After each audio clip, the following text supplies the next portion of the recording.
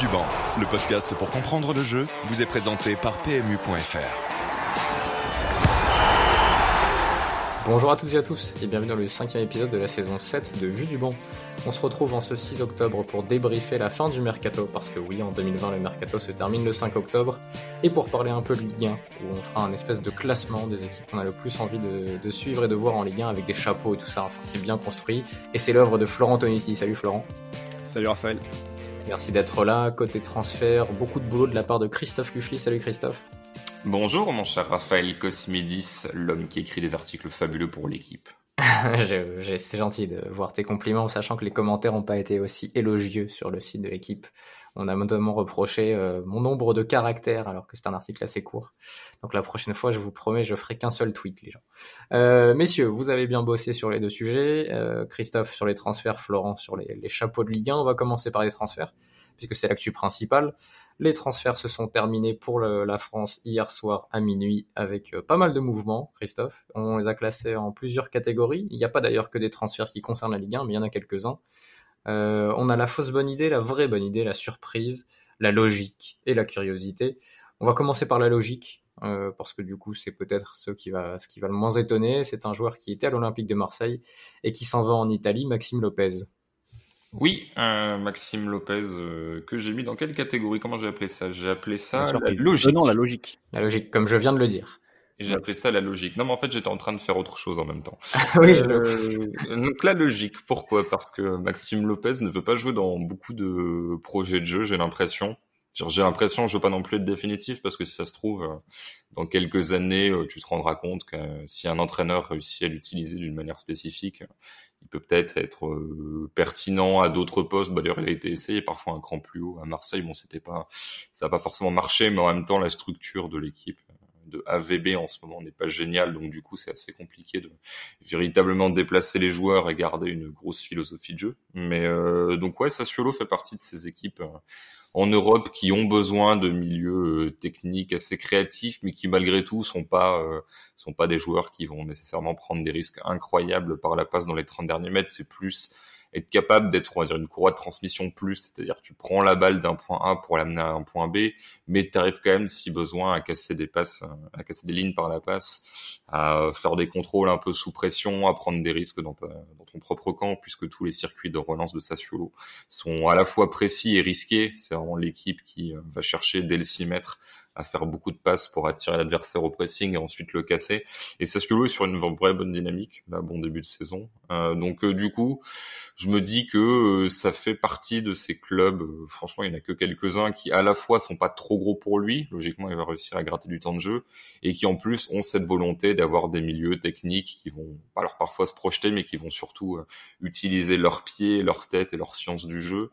Et ça peut éviter à Lopez de faire un peu comme l'ami Vincent Cosiello plutôt, à savoir finalement se perdre un petit peu en route et te rendre compte que Nice était peut-être, le Nice de Puel était peut-être l'un des seuls clubs qui savait utiliser des profils comme ça qui ont plus de pieds que d'épaules. On était très fan du profil Flo quand il est sorti en Ligue 1, quand il s'est révélé. Je crois qu'on l'avait même classé très haut dans notre top 15 des jeunes il y a quelques années. On avait dû le mettre dans le top 4 ou top 5. Est-ce que tu es déçu de voir l'évolution de sa carrière, ou finalement il a perdu sa place depuis maintenant presque 2 ans, 1 an et demi, et ravi peut-être de voir à Sassuolo dans une équipe qui va le remettre en valeur, comme ça a été le cas pour d'autres joueurs comme Jérémy Boga qui brille là-bas? Ouais, déçu mais pas très surpris, parce que l'évolution de l'OM lui laissait pas trop de place. J'ai l'impression que à l'OM, sa dernière période très positive, c'était le rôle qu'il avait dans la campagne de Ligue Europa, où l'OM est allé jusqu'en finale. C'est 2017 ou 2018. 2018 avec Rudy Garcia. Ouais, il ne jouait plus vraiment en championnat déjà, mais il avait eu du temps de jeu en Ligue Europa, et ça s'était plutôt pas trop mal passé. Maintenant, comme le dit Christophe, très bon choix pour lui d'aller à Sassuolo. Il y a eu cette rumeur FC Séville en cours de mercato qui s'est pas avérée, qui s'est pas, on va dire, concrétisée. C'était peut-être un peu haut pour lui quand tu vois le milieu de Séville face au Barça, notamment avec Fernando, Joan Jordan, et je ne sais même plus qui complétait le milieu de terrain sur ce match-là, mais c'est pas bien grave, ça me reviendra peut-être. Mais il aurait sans doute eu plus de mal à s'imposer là-bas. Et c'est vrai que Sassuolo, c'est taillé pour lui. C'est une équipe qui aime avoir la balle, qui aime ressortir de ses 30 mètres et qui je pense, est une équipe qui se rapproche peut-être le plus aujourd'hui de ce que voulait faire le Betis avec Sétienne à l'époque, dans la manière de construire et la manière d'occuper le jeu et de s'installer sur le terrain en utilisant beaucoup de passes courtes et du coup en mettant beaucoup de solutions autour du porteur de balle pour permettre la progression et la remontée du terrain. Et à ce niveau-là, Lopez, si tu le mets sur un terrain avec des solutions de passe autour de lui, logiquement, c'est un joueur qui est capable de donner et ensuite de se rendre disponible pour amener le mouvement un peu plus haut. Il va falloir qu'il s'impose dans cette équipe. Je connais pas assez l'effectif pour vraiment savoir s'il va arriver directement avec un statut de titulaire ou s'il va falloir qu'il s'impose. Mais dans l'idée et sur le plan philosophique, c'est sans doute le mouvement le plus logique de l'été, en effet. Christophe, toi, qui connais un peu plus Sassuolo, est-ce que tu penses qu'il peut passer devant Locatelli et compagnie au cœur du jeu, de par son profil et ses qualités techniques? Alors, passer devant, je sais pas. Là, c'est plutôt, il serait en concurrence avec Locatelli Bourabia. J'imagine plus Bourabia. Locatelli est quand même un joueur plus complet et vraiment installé. Par contre, du côté de Sassuolo, il y a pas mal de turnover, donc dans tous les cas, ça te garantit, même si t'es numéro 4 dans la hiérarchie, ça te garantit quand même du temps de jeu. C'est vraiment l'une des équipes qui tourne le plus en Europe. Tu vois, je suis plus enfin voilà, même si je pense qu'il serait peut-être numéro 3 derrière Bourabia, Locatelli, je le vois pas. Alors il y a du Obiang aussi, mais Obiang est un peu plus box to box. Donc ça, à mon avis, ça va tourner sur ces 4-là. Je suis assez confiant pour qu'il gratte assez rapidement du temps de jeu. Tu vois, Flo parlait de Séville. Là, sur le match face au Barça, les deux, c'était vraiment deux pistons, parce que c'était Joan Jordan et Rakitic, les deux autres du milieu avec Fernando, donc un truc assez défensif. Mais s'il était venu sur la configuration de l'année dernière, où c'était généralement Joan Jordan, Fernando, le troisième c'était Banega, Lopez a pas cette créativité par la passe dans les 30 derniers mètres de Banega, donc je pense que ça aurait été un petit peu compliqué de marcher dans les chaussures de l'Argentin. Là, clairement, à Sassuolo, même avec ses limites, ça posera a priori pas de soucis, et peut-être que justement il va développer d'autres choses, type la présence dans les 30 derniers mètres en arrivant à lancer, parce qu'une fois l'espace créé, les milieux ont quand même le loisir d'arriver un petit peu libre dans la surface ou à proximité de la surface, et peut-être qu'il va pouvoir stater là-dessus aussi. Mais oui, je veux dire, voilà, pour réponse courte, oui, il aura du temps de jeu, même sans être forcément dans la peau d'un titulaire indiscutable en arrivant. Sassuolo qui a très bien démarré la saison, puisqu'ils ont 7 points en 3 matchs, Francisco Caputo a déjà marqué 3 buts, ils ont déjà marqué 9 au total. C'est plutôt un bon début pour Sassuolo, peut-être la dernière saison de Zerbi là-bas avant de partir dans un club plus réputé. On reste en Ligue 1 avec toi, Christophe, et on va même partir en Angleterre, puisque là, si le transfert de Lopez ne nous étonne pas et est plutôt logique en termes de club et de trajectoire de carrière par rapport à son évolution, le départ de Rafinha vers Leeds est un peu plus curieux. D'ailleurs, j'ai l'impression qu'il y a une bataille médiatique entre qui a voulu quoi et qui a fait quoi. D'un côté, ça dit que Rafinha voulait rester à Rennes, de l'autre, Florent Maurice a dit que les trois parties étaient d'accord, les deux clubs et lui. 17 millions plus 6 de bonus, soit à peu près la somme que Rennes avait investi pour le recruter il y a seulement un an. Il avait fait un bon match encore le week-end dernier, j'ai déjà oublié contre qui Rennes a joué. Reims, de partout, je crois que c'est ça, où il marquait un but. Comment tu vois déjà ce départ ? Est-ce que tu comprends quelque chose ? Il y a certes l'arrivée de Doku, mais il n'a que 18 ans et c'est encore quelqu'un qui doit s'imposer à Rennes et en Ligue 1. Et qu'est-ce que ça apporte à Leeds, qui récupère un sacré joueur quand même ? Déjà, j'ai bien aimé ton lancement on reste en Ligue 1, on part en Angleterre, parce que c'est vraiment ça. C'était pas voulu, mais pour Rafinha, on reste en Ligue 1, on part en Angleterre, on sait pas trop. Finalement, il est parti. En fait, t'as les deux côtés de la pièce. Le premier, c'est l'aspect rennais. Alors déjà, je t'avoue que je suis pas dans les petits papiers du club, mais j'imagine qu'à partir du moment où tu fais venir Doku, je crois que c'est pour 30 millions, si je dis pas de bêtises. Je t'avoue que l'aspect comptable m'intéresse un petit peu moins que les profils des joueurs. Mais en tout cas, pour une somme assez élevée, ça peut peut-être faire du bien de vendre Rafinha, même je suis pas persuadé que c'était forcément obligatoire. J'ai envie de te dire que sur l'aspect financier, ça permet de limiter, d'amortir une partie du coût de Doku. Maintenant, tu vends Rafinha. Alors avec les bonus, ça se joue à quelques millions, mais quasiment au prix d'achat, voire à perte, selon le fait que les bonus soient ou non remplis du côté de Leeds. Donc ça, par contre, c'est vrai que c'est étonnant parce que il a quand même pas mal staté. Ça fait partie des ailiers qui, sans faire tour des matchs extraordinaires. Alors j'ai plus en tête, je crois que c'était 8 buts, 7 passes, quelque chose comme ça l'an dernier. Donc du coup, c'est quand même relativement intéressant pour une équipe du niveau de Rennes qui n'est pas non plus Paris, ou même en faisant une mauvaise saison, tu peux avoir des buts et passes décisives un petit peu gratuits parce que tu vas gagner beaucoup de matchs avec 4-5 buts.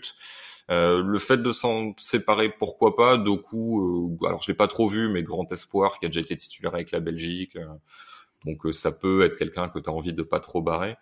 Ouais, je suis un peu incertain, et j'ai l'impression que même du côté de Rennes, on est très incertain. J'ai vu un article de Ouest France qui le dézinguait, mais dans les commentaires, tous les supporters rennais disaient l'article est à charge, c'était un bon joueur. Donc j'ai envie de dire que même du côté rennais, il y a un petit peu les deux courants de pensée.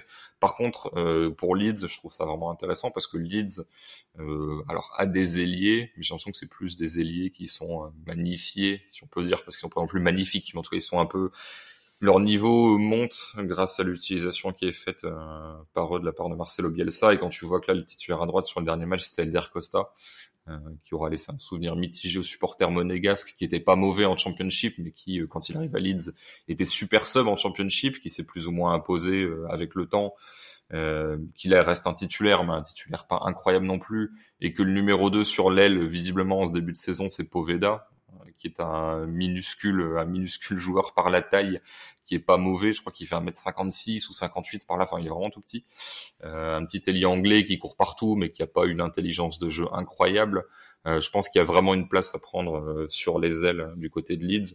Donc pour Leeds, je trouve que l'investissement se justifie vu leur manne financière, presque plus à la limite qu'un Cuisance ou que d'autres joueurs sur lesquels ils étaient, parce que dans le système de Bielsa, je pense qu'il aura pas mal d'occasions de marquer sans forcément faire des super matchs. Reste juste à voir si il va pouvoir s'insérer dans le projet de jeu de course sans ballon, de pressing, etc.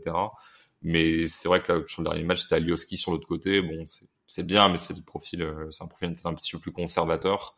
Donc au prix, je pense qu'il va pouvoir marquer ses buts en première ligue et être assez intéressant pour Leeds. Ouais, Rafinha qui avait déjà claqué un but et 2 passes D avec Rennes en ce début de saison, Flo. Alors, j'ai pas vu beaucoup d'images de Doku. Est-ce qu'il est droitier ou gaucher? Je ne sais pas, il faudrait vérifier, c'est Christophe à l'info. Mais parce que du coup, à Rennes, il y aurait Doku, il y aurait Terrier, il y aurait Del Castillo. Est-ce que j'oublie des ailiers dans cette équipe de Rennes? J'ai l'impression d'en oublier un assez important et Est-ce que tu considères T comme ailier? Ouais, c'est ça. Oui, parce que dans le 4-3-3 de Rennes, il joue côté. Mais enfin, ma question était plus sur le côté, si t'as que des droitiers, qu'est-ce que tu fais derrière, tu vois? C'est-à-dire que certes, c'est bien de récupérer des bons joueurs, mais je trouve ça intéressant quand t'es coach d'avoir la possibilité de jouer avec un faux pied ou avec un mec qui va plutôt être sur l'idée de déborder. Martin Terrier est quand même souvent blessé. Je le trouve un peu risqué en fait, Flo, le truc de se dire bon bah on remplace Rafinha par Doku et on verra bien. Oui, c'est un pari parce que tu sais ce que t'as apporté Rafinha l'année dernière. Christophe parlait de ses stats. Tu sais pas ce que Doku va pouvoir t'apporter à court terme. Et c'est vrai que Rafinha dans l'effectif rennais, quand tu prends tous les offensifs, c'était aujourd'hui, enfin jusque-là, celui qui avait la plus grande capacité d'élimination, de faire des différences en étant arrêté, etc. Et ça, ça va être une question. Est-ce que Doku va pouvoir l'apporter immédiatement en arrivant en Ligue 1, voire en Ligue des Champions, où il va sans doute être un petit peu attendu vu son statut de jeune prodige, etc. Donc la question peut se poser parce que c'est sûr que ce ne sont pas Terrier, T ou Del Castillo qui vont faire ce genre de différence tout seuls et débloquer des situations où les Rennais peuvent être en difficulté au départ. Et Doku est droitier, j'ai vérifié pendant ce temps, pendant que tu parlais, Flo. Bon, je trouve ça aussi dommage de se séparer d'un gaucher qui pouvait revenir intérieur et s'appuyer sur Guirassy, comme il l'a fait d'ailleurs Rafinha sur le premier but de Rennes contre Reims. Ouais. Parce que c'était, vu ce que fait Guirassy au jeu en ce début de saison, c'était quand même un projet intéressant, un peu comme ce que faisait Pépé d'ailleurs à Lille, tu sais Flo, sur sa dernière saison où il brille, où il venait s'appuyer sur l'attaquant à l'intérieur, et puis derrière ça s'appuyait dessus et ça percutait ou ça redoublait de passes ou ça redemandait dans l'espace. Enfin, on verra bien, ça se trouve dans 6 mois on fera le top 15 des jeunes de Ligue 1 et Doku sera premier. Et puis je pense que Gbo, qu'ils ont prolongé, en qui ils croient beaucoup, qui, si je dis pas de bêtises, est gaucher, oui.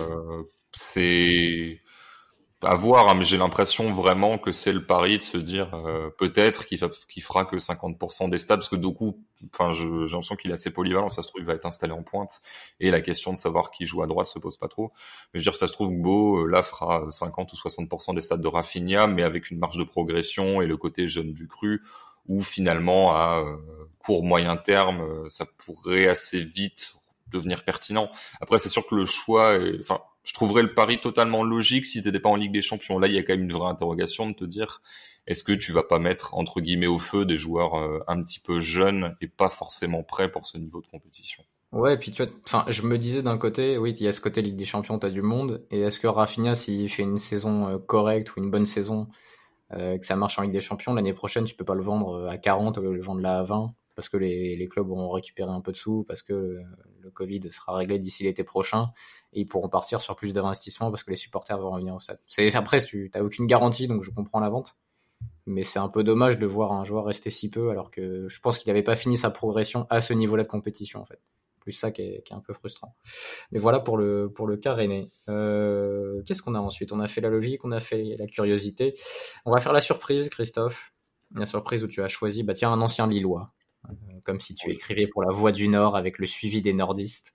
Sofiane Bouffal qui revient en Ligue 1 et à Angers. C'est pas d'ailleurs le seul retour en Ligue 1, on en parlera juste après. Pourquoi la surprise?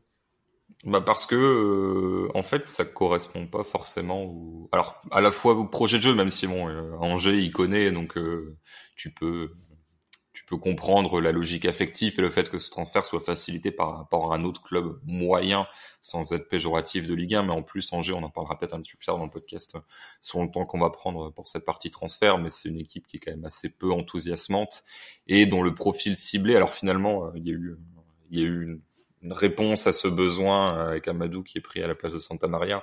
Mais au départ, tu ciblais plus cet aspect coureur un peu devant la défense pour protéger l'arrière-garde que créateur sur le plan offensif. Et Bouffal, même si c'est un petit peu perdu ces dernières années, pas complètement, hein, un petit peu, mais il avait du mal à gratter du temps de jeu, il était assez irrégulier, mais dans des clubs quand même de niveau bien supérieur. Ça m'étonne de le voir tomber entre guillemets aussi bas. Je pense qu'il y avait des étapes intermédiaires. Parce que même si comme je le disais à l'étranger tout s'est pas toujours bien passé, il faisait quand même ses stats de dribble, c'est pas non plus l'objectif absolu d'un joueur de football de faire 4 dribbles par match, mais c'est toujours une qualité qui peut te permettre d'accrocher les transferts et d'être utile dans pas mal de plans de jeu. Et je me souviens de lui notamment à Lille, alors pas que, je me souviens de lui dans ses premières années aussi, mais il était relativement jeune. Il y a des matchs où il marchait sur tout le monde. Je me souviens d'un match où j'étais au stade à Ajaccio, où je crois qu'il met un triplé au Gazélec, et vraiment, t'as l'impression qu'il faisait pas le même sport que les autres. Et j'ai l'impression que ce joueur n'est pas totalement parti, et qu'assez rapidement, il pourrait être au-dessus du lot à Angers. Donc tant mieux pour Angers, mais je me demande s'il n'y a pas des clubs... alors, tu vois, est-ce que Lyon, ça aurait pas été une marche trop haute? Je sais pas, mais Lyon qui a quasiment plus un seul ailier dans son effectif, je me dis...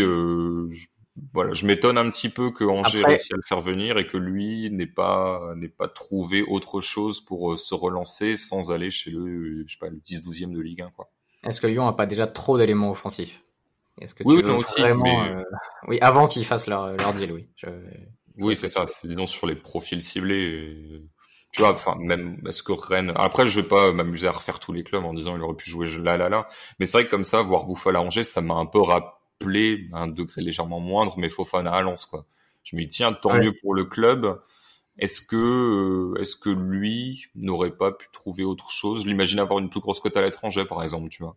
Mais tu peux aussi voir le truc, il fait 6 mois, 1 an de très bon niveau, et puis il repart dans des clubs supérieurs, quoi. On en reparlera tout à l'heure, Flo, mais est-ce que l'arrivée de Sofiane Bouffal à Angers peut changer un peu les chapeaux comme tu les avais imaginés? Vous voyez, ça peut remonter Angers d'un chapeau, on va dire, puisque ça peut être le joueur qui te fait regarder Angers, je pense, cette saison. Moi, je les avais vus face à Bordeaux, ils ont clairement besoin d'un joueur de talent dans les 30 derniers mètres, parce que entre Fulgini qui crée pour les autres, mais qui est plus un joueur qui va se rendre disponible, qui va occuper les bonnes zones pour faire les bonnes passes, mais qui n'a pas forcément cette capacité d'élimination, et d'autres joueurs qui sont plus hauts sur le terrain, comme Tube, qui vont plus faire des différences en puissance et par leurs appels en profondeur, il manque quand même ce mec qui serait capable de prendre la balle et de marquer tout seul, tout simplement. Et j'en parlais un peu tout à l'heure avec Rafinha et le Stade Rennais par rapport aux autres profils qu'ils avaient à ce poste-là. Bouffal à Angers, ça va être ça. Ça va être ce joueur qui va être capable de faire un exploit, de faire une différence. Ce qui est bien, c'est que par rapport à la période qu'il avait passée à Angers il y a 4-5 ans en Ligue 2, j'ai pas l'impression que le projet de jeu ait énormément changé. Donc l'intégration devrait être assez rapide. Mais en plus, il a été formé là-bas. Mais voilà, Angers avait quand même cruellement besoin d'un joueur de vrai talent, de grand talent devant. Et Bouffal devrait leur apporter ça en espérant que ce soit pas un feu de paille avec un gros début de saison et un joueur qui s'éteint par la suite. Ça lui est déjà arrivé. Mais oui, ça va leur faire du bien, tout comme l'arrivée d'Amadou d'ailleurs en milieu de terrain devrait leur faire du bien. Ces deux retours intéressants que beaucoup de clubs de Ligue 1 auraient pu faire, les deux joueurs.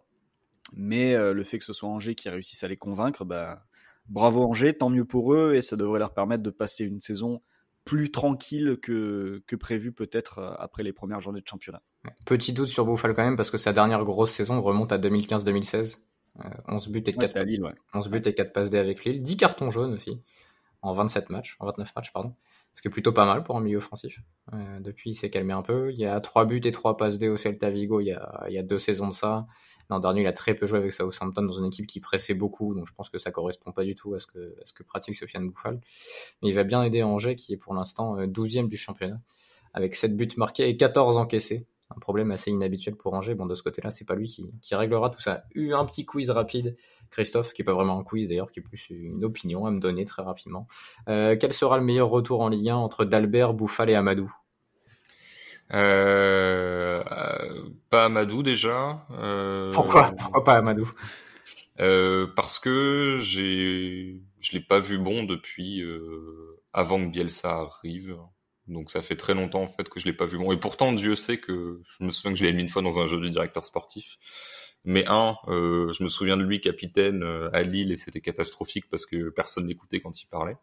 Donc ça c'était un premier problème. Et puis à Séville ça s'est pas du tout bien passé. Il y a même dans les matchs d'Europa League où ça mettait l'équipe bis, c'était l'un des plus médiocres. Ni totalement milieu défensif, ni totalement défenseur central. Il arrivait jamais vraiment à s'imposer. Donc après, si ça se trouve à Angers, il aura, je sais pas, moins de zones à couvrir, ça sera un truc un peu plus compact et il va bien s'en sortir. Mais j'avoue que la déception est à la hauteur des attentes que j'avais sur ce joueur, qui était pas incroyable, mais j'étais quand même assez hypé. Et Dalbert, je pense pas que ce soit un très bon joueur de foot. Je pense qu'il est correct. J'ai pas d'opinion. Enfin, je pense pas que ce soit Bouffal, quoi. Bouffal, s'il retrouve son niveau, j'ai pas de doute. Dalbert, je sais pas s'il a vraiment un si haut niveau à retrouver. Donc, du coup, je vais mettre Bouffal. Qui a que 27 ans, donc en plus tu disais Southampton, sa presse c'est pas forcément son style, et le Celta était totalement dysfonctionnel comme quasiment tous les ans depuis 5-6 ans, donc j'ai envie de croire à un contexte défavorable.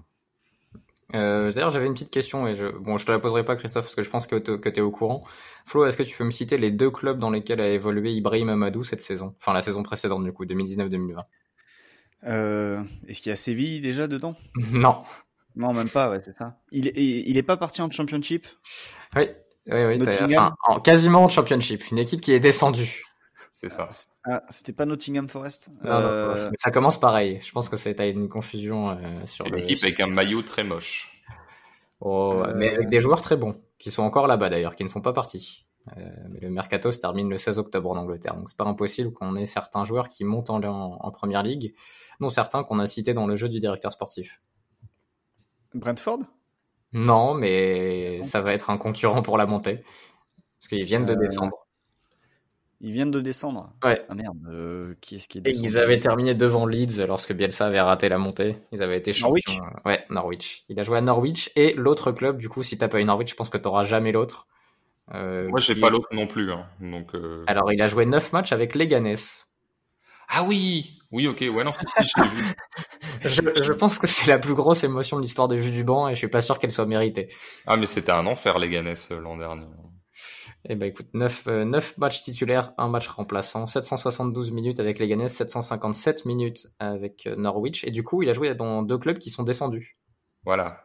Bravo. Alors, il est pas le seul responsable. Hein. C'est ce qu'on appelle la pébernesse.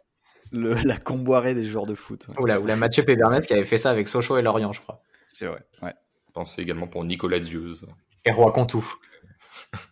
La légende. Ouais. Roi Contou qui a réussi plus de descentes que Salvodelli, faut pas l'oublier. C'est un joueur assez légendaire, Roi Contou. En plus d'avoir un double prénom-nom, un patronyme incroyable. Pourquoi tu prononces Roi? C'est pour Faut dire styliser ou on dit vraiment Roi? Je sais pas, c'est comme le Roy Sané, j'ai jamais su, et Roi Contou, je trouve ça trop bien, Roi Contou. Non mais on dirait qu'il a vraiment des terres, tu vois. C'est Donc comme ça le me- Roi Enoch. C'est le Roi. Ouais, même carrière, je pense. Qui a quand même joué la Ligue des Champions. Le Roi Enoch? Non, Roy Contou. Ah, d'accord, ouais. Parce que j'aurais bien regardé ça. Hein. Je sais pas avec quelle équipe, mais ça m'aurait bien dit. Donc on a fait la logique, la curiosité, la surprise. On va commencer par la vraie bonne idée, Christophe. Je laisserai ton take controversé ensuite.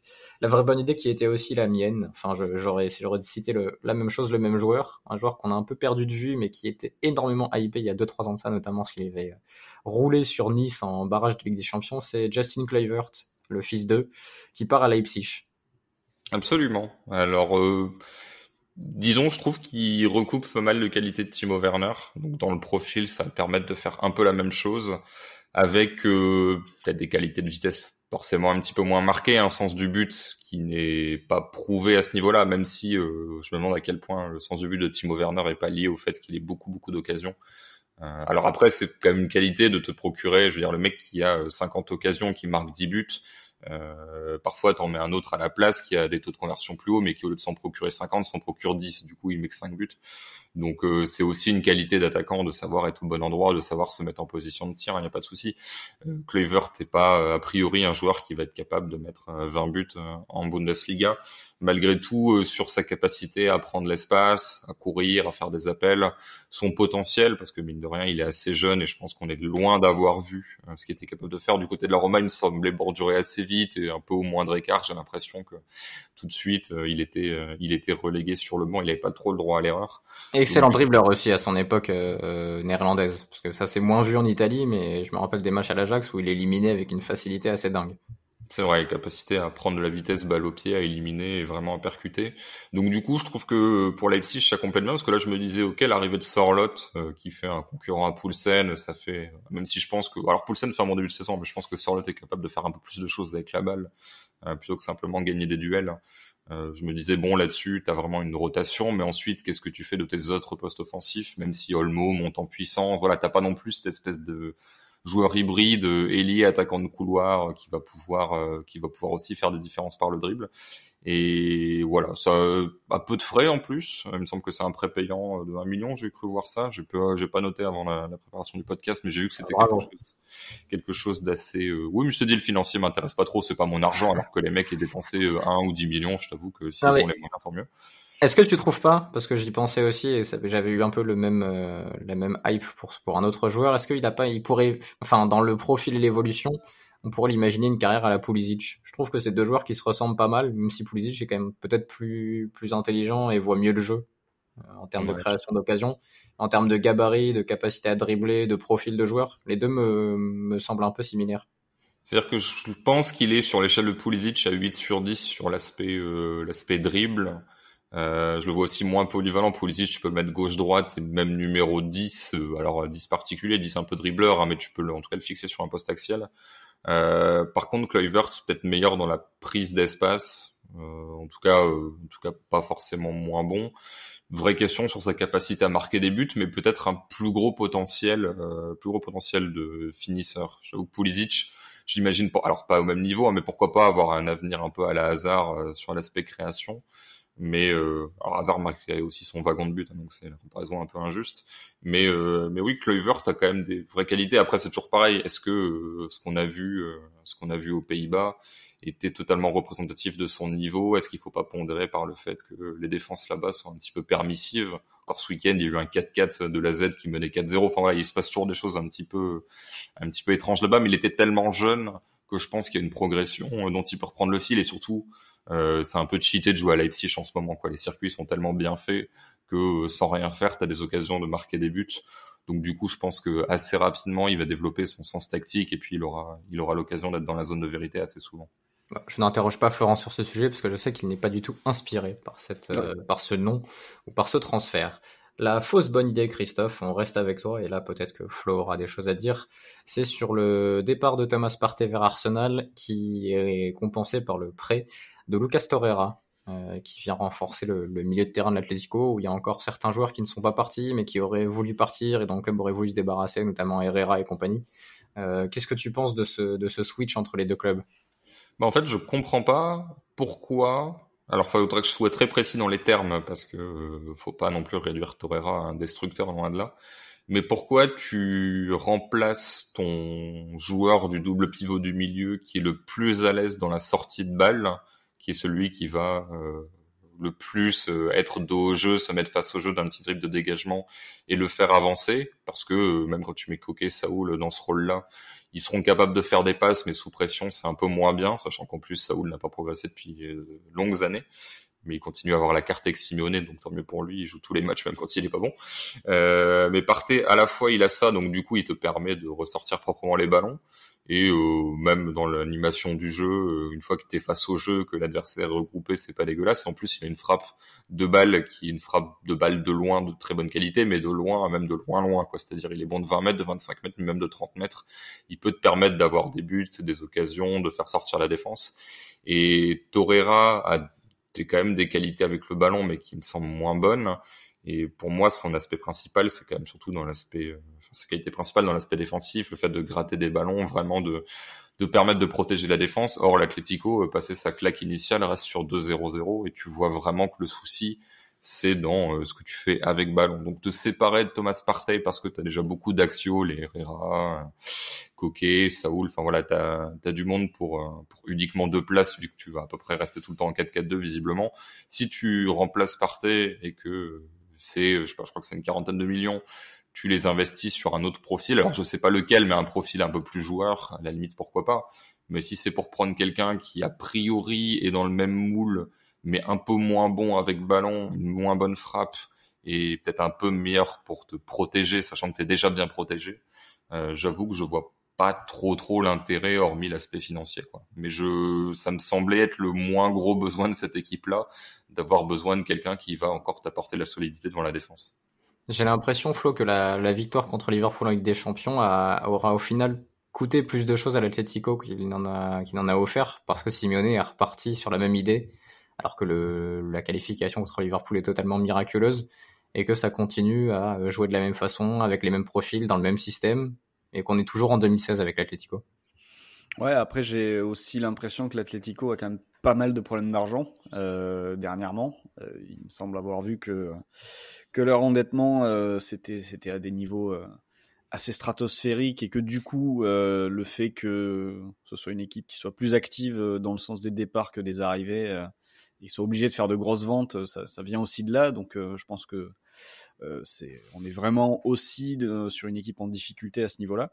Donc voilà, après il paye toujours Simeone je sais plus combien par an pour produire la même chose depuis 5 ans et ils remettent pas en question cela. Bon bah écoute, il continue comme ça, quoi. Mais tu vois, lui-même ne varie pas, en fait. Il y a pas de...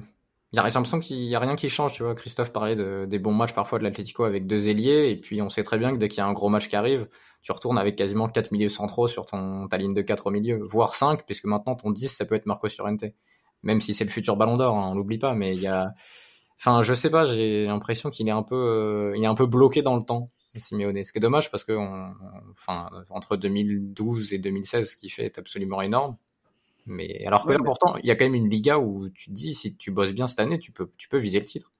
Ouais, mais ça serait pas le premier coach qui a eu des succès pendant une période et qui resterait bloqué dans le temps, hein.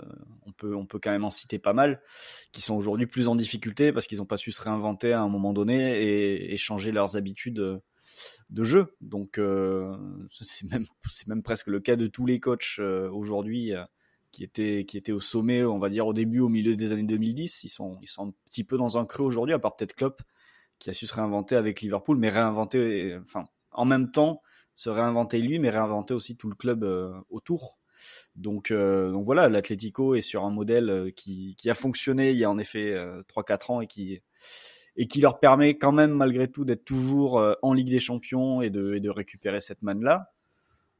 J'ai l'impression que ça leur suffit totalement, alors que c'est vrai, comme tu le dis, s'ils sont un petit peu plus ambitieux, il y a peut-être une Liga à aller chercher, mais c'est pas une Liga. Mais aller chercher un résultat, c'est plus forcément ce que fait Simeone. Il préfère les garder, on va dire.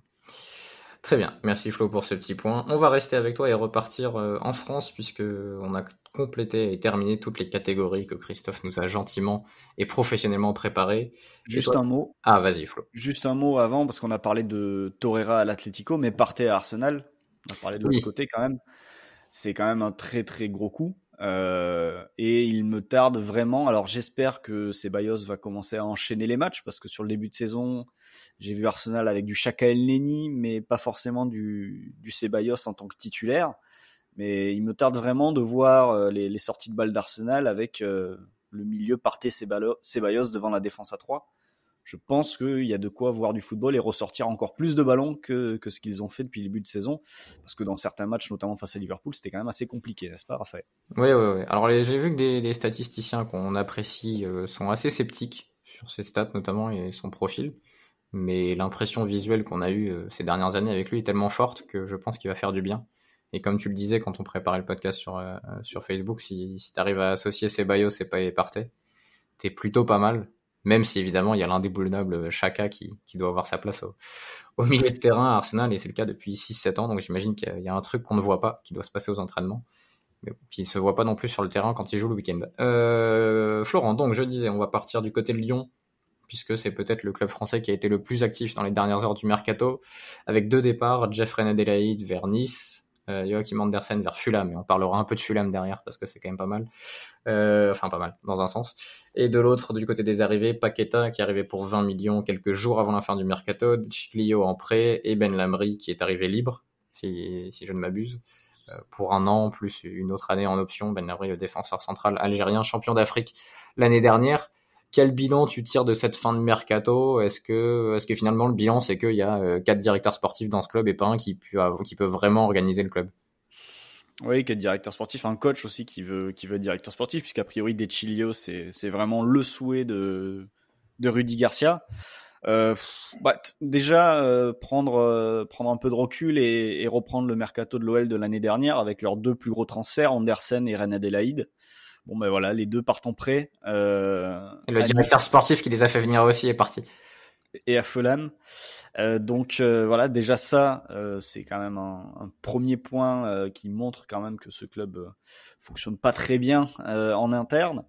Et après, sur ce qu'ils ont fait, moi j'ai une grande question quand même sur Paqueta, qui n'a pas fait grand-chose sur les dernières saisons au Milan, voire rien du tout. Il me semble que ça fait quand même pas mal de temps qu'il n'a ni but ni passe décisive à son actif. Pour un joueur de dernier tiers, un joueur créatif, c'est quand même assez ennuyeux. Et le fait est que tu as quand même lâché 20 millions, tu l'as acheté, alors que je pense que tu pouvais essayer de le choper en prêt. Je vois pas l'intérêt de foutre 20 millions sur Paqueta, sachant que c'est un pari et tu ne sais absolument pas s'il va pouvoir simplement jouer dans cette équipe. Parce qu'aujourd'hui, quand tu vois le 11 lyonnais et surtout le milieu de terrain, t'as Aouar, t'as Guimarães, t'as Cacré qui ne doivent pas sortir de cette équipe a priori, vu qu'Aouar est resté. Tu m'aurais dit Paqueta arrive parce que Aouar s'en va, pourquoi pas, mais à partir du moment où Aouar reste à Lyon, pourquoi tu fais Paqueta ? Sachant qu'il va marcher sur les pieds d'Aouar, et de l'autre côté, t'as Cherki qui doit commencer à jouer et à enchaîner des matchs. C'est surtout pour lui que je ne comprends pas. C'est parce que j'ai l'impression que c'est un profil qui ressemble beaucoup à Cherki. Alors Cherki a les 2 pieds, mais qui va plutôt être côté droit, revenir intérieur, être assez libre entre les lignes. Non, mais ce recrutement de Paqueta, je le comprends pas parce que ça marche en effet sur les pieds des 2 plus gros talents de l'OL aujourd'hui, voire sur les pieds de Depay qui est finalement resté et qui sera sans doute amené à être un peu plus haut sur le terrain. Mais c'est vraiment un effectif aujourd'hui, quand tu le prends de la défense jusqu'à l'attaque, où tu peux te poser quand même énormément de questions sur sa construction. Tu prends De Chilio, qui va arriver arrière droit, qui peut jouer à gauche, mais qui n'est sans doute pas... Entre De Chilio et Léo Dubois, qui va t'apporter un plus, en fait ? Est-ce que De Chilio t'apporte un plus par rapport à Dubois ? Je sais pas. Déjà que Dubois est pas hyper convaincant. Alors il peut faire du Dubois, mais côté gauche. Ouais. Non, mais je pense que c'est surtout un remplaçant qui fera pas de problème parce que ça fait 10 ans qu'il est remplaçant. Oui, non, mais c'est ça. Et encore, si c'est un choix de Rudy Garcia, ce sera peut-être pas un remplaçant, parce qu'il faudra le justifier, le fait de l'avoir pris. Donc, il y a ça aussi qui rentre en compte. Si ça se trouve, il va se réinstaller à la place de Melvin Barr côté gauche, qui a fait un bon match à Marseille, et il va se remettre en concurrence avec lui. J'entends 2-3 Lyonnais se suicider au fond de la salle. Non, mais voilà, si tu prends ligne par ligne, c'est quand même un effectif construit n'importe comment depuis quelques temps maintenant. Et en effet, quand tu vois tout ce qui est sorti en interne sur Garcia veut un tel, Juninho tire dans ce sens-là, Garcia tire dans l'autre, Gérard Rouillet tire dans un autre sens. Enfin bref. Bruno Cherou. Ça part un peu dans tous les sens et en plus les résultats sont pas là pour permettre à tout le monde de bosser sereinement. Mais c'est vrai qu'aujourd'hui, prends tout l'effectif lyonnais et essaie de construire un 11. Eh ben, bon courage. Christophe, est-ce que Rudy Garcia aura le courage de passer en losange, vu la construction de l'effectif? C'est le seul système qui me paraît à peu près capable de donner du temps de jeu à tous tes meilleurs joueurs, Christophe. Écoute, j'ai l'impression de parler à Pierre Prugnot de l'équipe. Il y a quelques heures, hier soir dans la nuit, j'ai enregistré, j'étais invité du joli podcast du Libéro Lyon. Il y avait notamment Pierre Prugnot qui milite depuis limite sa naissance pour que Lyon joue en 4-4 de losange. Et parmi les thèmes qu'on a évoqués, alors je vais pas m'amuser à redire. De toute façon, le podcast, il est pas encore sorti, là, il ne va pas tarder à sortir. Il fait plus d'1 heure, donc du coup, je me suis déjà appesanti très longuement chez eux, uniquement sur l'aspect lyonnais. Mais c'est vrai qu'il y avait notamment cette question-là de la composition du 11, et j'étais bien incapable de répondre, parce que je disais, en fait, il y a genre 6 joueurs d'axe et aucun ailier, en fait. Donc du coup, oui, moi je l'ai déjà dit ici, le 4-4 de losange, je suis un peu mitigé sur certaines choses qui t'obligent, notamment en bloc médian. Donc, est-ce que tu arriveras à animer un 4-4 de losange quand Rudy Garcia a du mal depuis quelques années à animer ses équipes? Je me pose la question. Après, Paqueta, c'est un remplaçant d'Aouar. Aouar est pas parti, donc à partir de là, tu as un surplus. Et ce que je disais là-bas aussi, c'est que limite dans ce contexte-là, un Terrier aurait rempli une fonction qu'il aurait rendue utile parce qu'il aurait fait ses courses, il aurait pu occuper le couloir, etc. Là, j'en viens à me demander, est-ce qu'il y a une seule organisation qui te permettra de mettre tous les joueurs à leur meilleure place? Je suis pas sûr. Je pense que tu vas être obligé de foutre Paqueta sur un côté ou Aouar sur un côté. C'est très très compliqué, et sachant que la carrière de Rudy Garcia, pour moi, c'est quand même surtout construit sur des succès où il mettait les meilleurs joueurs à leur place. À Lille, son 4-3-3, franchement, c'était que des joueurs faits pour jouer dans ce 4-3-3 là, et t'avais pas à te poser la question de savoir qui t'allais mettre où. Il a fait parfois dézonner 2 ou 3 joueurs, genre des ailiers, les baisser d'un cran ou autre, mais pour profiter de qualités qui existaient déjà. Mais je l'ai jamais vu véritablement inventer sur ses compos d'équipe, tactiquement mettre des projets de jeu en place qui permettaient de, tu vois, typiquement Flick, quoi, de mettre un latéral en défense centrale, un ailier latéral gauche, et vraiment tout bousculer, mettre Kimmich Thiago en double pivot devant la défense pendant des longues séquences, des choses qui, si t'es pas dans le bon plan de jeu, sont pas pertinentes, mais que tu rends pertinentes parce que du coup t'arrives à bien animer ton équipe. Là, il faudra vraiment être très précis tactiquement si tu veux aligner tous tes meilleurs joueurs ensemble sur le terrain, et je vois pas comment. Et même le choix d'Ichilio, par exemple, je sais pas, ça a jamais quelqu'un qui a vraiment tiré vers le bas ses équipes, mais jamais dans sa carrière il a été au-dessus du 9e ou 10e joueur du 11. Il a jamais fait mieux que les utilités, alors dans des grands clubs. Mais voilà, tu le mettais, il faisait pas trop de bourde, il t'apportait strictement rien. Il a à peu près aucune stat dans sa carrière sur le plan offensif. Donc, je comprends pas, en fait. Je comprends pas le projet et ce que tu dis à travers ton recrutement par rapport à la façon dont tu veux jouer dans les prochaines semaines. Peut-être un hommage à François Clerc de Giglio, du coup, vu le profil que tu décris. Ouais. François Clerc a joué les doublures dans Drive. Oui, c'est François Clerc est le frère caché de Ryan Gosling. Alors que D'Ichelio, à part avoir 39 sélections avec l'Italie, où je ne sais pas comment il a réussi à les avoir, mais tant mieux pour lui. Sinon, je ne vois pas. Je pense que ça montre surtout qu'il y a eu beaucoup de matchs internationaux ces dernières années. Je pense que c'est la conclusion qu'il faut tirer de cette stat. Flo, peut-être un tout petit mot avant qu'on parle d'autres choses, d'autres clubs et de la Ligue 1, parce qu'il faut qu'on parle du jeu également, sur les départs, Andersen et Jeffrey Adelaide, tous deux en prêt, donc tu l'as dit, vers Fulham pour Andersen, vers Nice pour Adelaide, avec une option d'achat non obligatoire de 25 millions d'euros. Donc pourquoi pas l'avoir vendu 25 millions d'euros à Rennes si tu le prêtes à Nice. Enfin, je pense que personne n'a bien calculé son coût dans l'histoire Rennes Adelaide, j'ai l'impression. Ouais, j'ai l'impression aussi que dans l'entourage de Rennes Adelaide, personne a bien calculé, ou tout le monde a un peu trop calculé et espéré des commissions ou des choses comme ça, vu ce qui est sorti en Allemagne sur le transfert non conclu au Hertha Berlin, puisque le frère aurait réclamé 5 millions d'honoraires en tant que consultant. Enfin bref, là je vous renvoie à la dernière vidéo de Romain Molina qui parle des entourages des joueurs et de l'influence que peuvent avoir les membres de la famille sur des transferts ou non, justement, et surtout des transferts qui ne se font pas. Mais ouais, Rennes Adelaide à Nice, c'est un beau cadeau. Lyon a déjà vendu Gouiri à Nice en tout début de mercato. Gouiri qui est sans doute d'assez loin le meilleur joueur niçois depuis le début de la saison. Décisif déjà à plusieurs reprises, j'ai plus les chiffres en tête. Mais voilà, Nice qui essaie de refaire le même coup.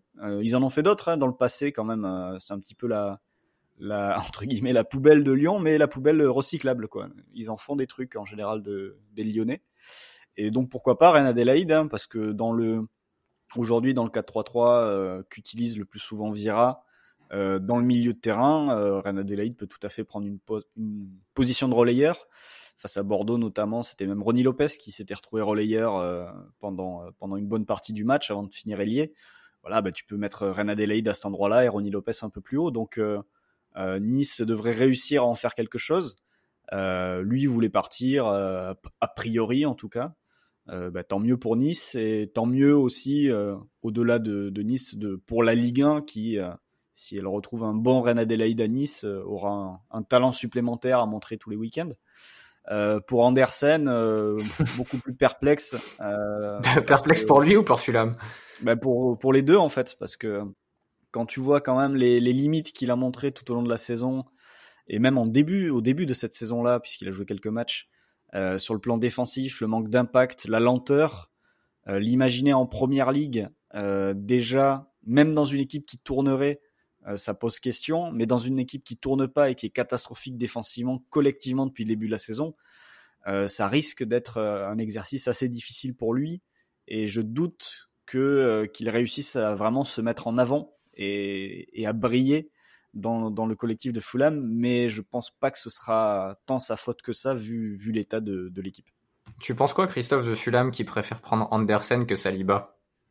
Je pense rien de ce club, je ne comprends pas ce club, j'ai même pas envie d'en parler. Parce que j'ai l'impression qu'ils font un concours avec Arles-Avignon 2010. Enfin, je sais plus en quelle année a été monté le Arles-Avignon de Michel Estevan. Avec Basinas et Caristeas, les deux pépistes. Également Alvaro Vieira. Ah oui, Meria et Pavone. Ouais. Oh là là, ils avaient incroyable équipe. Franchement, ce mercato-là, c'est vraiment... il faudrait revoir tous les noms des joueurs, Christophe, si à un moment tu as le temps d'aller chercher ça, je sais plus en quelle année c'était. Il y a 10 jours. Ah, très bien, tu l'as peut-être dans ton historique. Et pendant ce temps, de quoi je voulais parler? Ah, un petit point sur l'Ajax 2017. Pourquoi? Parce que certains des joueurs ont complètement disparu. Alors, Amin Younes est maintenant signé à Francfort. C'est l'équipe qui fait finale d'Europa League contre Manchester. David Klaassen est de retour à l'Ajax après des expériences à l'étranger très moyennes. Et Bertrand Traoré donc est parti à Aston Villa. Donc voilà, on espère que pour Van de Beek et De Jong ça se passera mieux. Ça semble quand même plus talentueux. Mais bon, cet Ajax 2017, on sent que les meilleurs joueurs n'ont pas forcément été vus et compris à l'époque, parce qu'il me semble que Ziyech était déjà là, mais que personne l'avait récupéré à l'époque. Tu es prêt pour le mercato d'Arles-Avignon? Alors juste un petit truc, parce qu'on sait très bien, on va parler d'amateurisme, et je vous laisse après enchaîner avec le mercato d'Arles-Avignon, pour noter que à nouveau en 2020, les clubs s'activent à 21h30 et du coup ratent des transferts. Saint-Étienne n'a pas eu Saliba, n'a pas eu Mbaye-Niang à cause des problèmes administratifs. Amiens, je crois, rate Aldo Kalulu. C'est ça, oui. Christophe, que tu disais avant le podcast, qui avait l'air un peu énervé sur Twitter, et on peut le comprendre. Il y en a d'autres à l'étranger qui ont failli se rater ou qui se sont ratés. Je crois que Smalling s'est passé tout près de se rater parce qu'il manquait une feuille. Enfin, je trouve ça impressionnant de voir que des structures professionnelles où tu peux avoir des services juridiques, où tu peux anticiper, où tu as des cellules de recrutement, des directeurs sportifs, ratent des transferts parce qu'ils se disent à 21h30, et si on essayait Saliba maintenant ou le dernier jour, quoi. Et le meilleur moyen de ne pas rater des transferts, c'est de ne pas tenter d'en faire. Oui, ou de les faire plus tôt. Tu vas devoir réfléchir, enfin je sais pas, bref, c'est tout ça. Après, Florent, c'est une réflexion de Bordeaux, là, qu'il vient de faire. Oui, c'est vrai. C'est le club des 5 grands championnats sans transfert réalisé, bravo Bordeaux, votre trophée est là. Non, il y a Valence aussi. Valence n'a pas pu faire un seul mec? Et le Real, je crois qu'il y a 2-3 clubs espagnols en plus de Bordeaux. Mais il n'y a pas des retours de prêt chez eux ou des choses Ah, comme peut-être. ça Peut-être. Ah ouais, non, bah, écoute, peut-être que ça va assainir un peu le club, hein, Flo. C'est pas forcément une mauvaise nouvelle qu'il n'y ait pas de deal cet été, vu les deals précédents pour les Girondins, pour les Bordeaux Girondins.